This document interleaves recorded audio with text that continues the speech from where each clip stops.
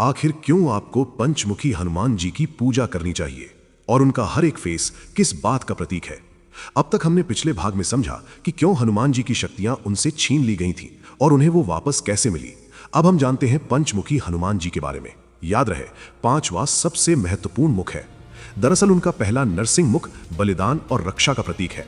जब हम निराशा, डर या अत्याचार से जूझते हैं तो इस मुख की पूजा करके हमें रक्षा और शक्ति मिलती है। दूसरा वराह मुख, ये समृद्धि और स्थिरता का प्रतीक है। इस मुख की पूजा से हमें अपने जीवन में समृद्धि, ऐश्वर्य और अपने परिवार की रक्षा का आशीर्वाद मिलता है। तीसरा हनुमान मुख, ये भक्ति और निस्वार्थ सेवा का प्रतीक है।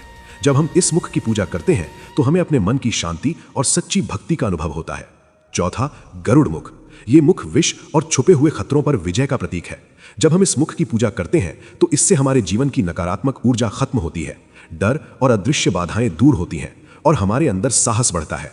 पांचवा और सबसे जरूरी हयग्रीव मुख, ये मुख अज्ञान का नाश, दिव्य ज्ञान और मन और विचारों पर नियंत्रण का प्रतीक है। इस मुख की पूजा से हमारे मन का भ्रम और डर समाप्त होता है। व्यक्ति के अंदर सही निर्णय लेने की शक्ति बढ़ती है। ये मुख हमें सिखाता है कि ज्ञान ही वो शक्ति है जो अंत में हर अंधकार को खत्म कर सकती है। पंचमुखी हनुमान की पूजा एक विशेष महत्व रखती है और हर एक मुख के अपने अलग गुण और कार्य हैं जो हमने अभी समझे। अगले भाग में हम भगवान शिव के 5 मुख के बारे में जानेंगे।